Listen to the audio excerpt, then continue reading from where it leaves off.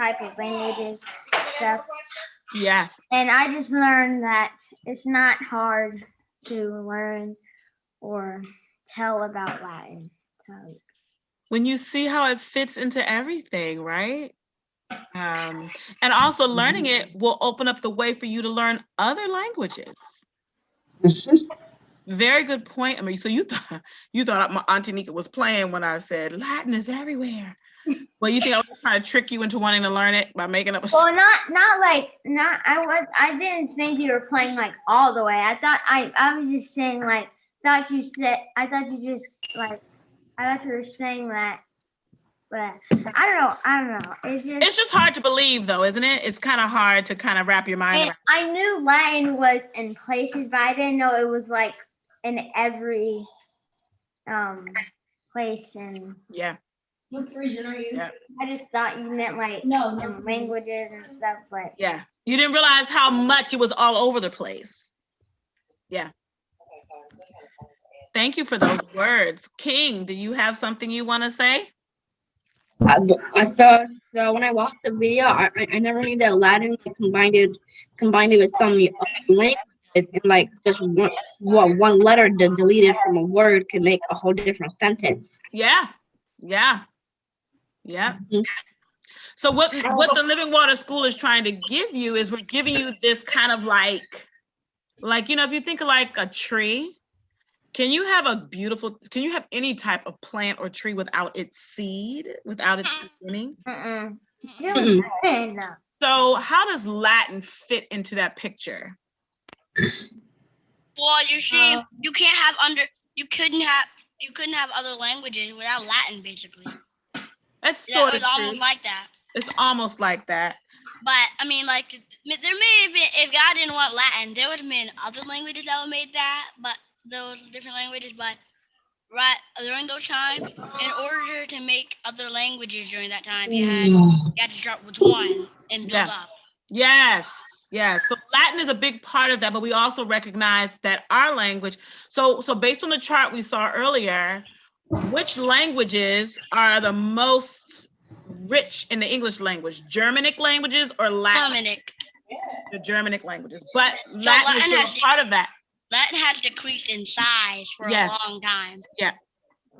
And we need to look at that. Miss Anika is going to be giving a lecture about how did the Germanic languages come here. A lot of times we talk about Greece and Rome but Greece, just like Greece fell, Rome fell. And we're going to look at that civilization that defeated Rome, which is where the Germanic languages came in and began to take over the language and culture from those people.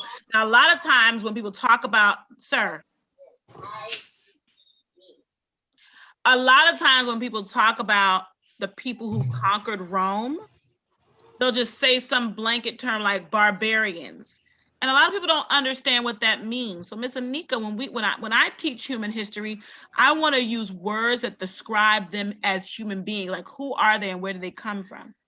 Okay. I thought barbarians were just like evil people that would just break through towns. Well, a lot of times when people use that word barbarian, they don't think of it as these are human beings too. They just say, oh, these are just wild, evil people who destroyed our culture. So I don't like to use the word barbarians. Now, barbarians has a root. Let's take a look at it. Okay, I want to know what barbarian means, actually. Okay. From the Greek word barbaros, used among the early Greeks to describe all foreigners, including Romans. The word is probably conception by Greeks of languages other than their own. So the word barbarian basically is a way to describe somebody who's not like me. They're different. Wow. Now, when people say, I'm sorry, I couldn't enunciate that word. It's to describe someone that's not like you. So if you were a really horrible person, would calling someone barbarian be a compliment? No. The word barbarian is not a compliment. It's just, you know what I mean? I was wondering because you said it was like some way to say you're really different from me. So I was wondering, like if you were really bad and then you called somebody a barbarian, if that would be a compliment, sort of. I think it's somebody culturally different from you. Oh, okay. Further that barbarians were like people that would raid towns with brute force. There you go. I mean, Well, that's what it eventually evolved to be used as. That's why Miss Anika doesn't like to use it when we're talking about the rise and fall of civilizations. And do you know why? Because it is very important to describe all people, whether you like them or agree with them or they look like you or connect with you, that we describe all people as human beings. When we use general words like barbarian, do you know, does that tell you anything about the person? No. So even though, you know, we value our cultures and our background, when we're looking at the history of mankind and we're looking at the rise and fall of empires, let's make sure as a promise at the Living Water School, we describe the conquerors, even though it may seem a little brutal, as a human being. Okay? Wait. Were those barbarians actually brutal in combat though? Well, I think anybody who conquers another people is brutal. Right? Yep. They have to kill a lot of people and do stuff to oppress the people to make them be in control, right? Yeah. Yep. And every group of people has done that. Africans have done that. Romans do that. Greeks do that. Asians have done that. Like historically, every human civilization has conquered another human civilization, and they have used violence and brutality to do it, and oppression. But at the end of the day, we're all what? Human. There you go, Press.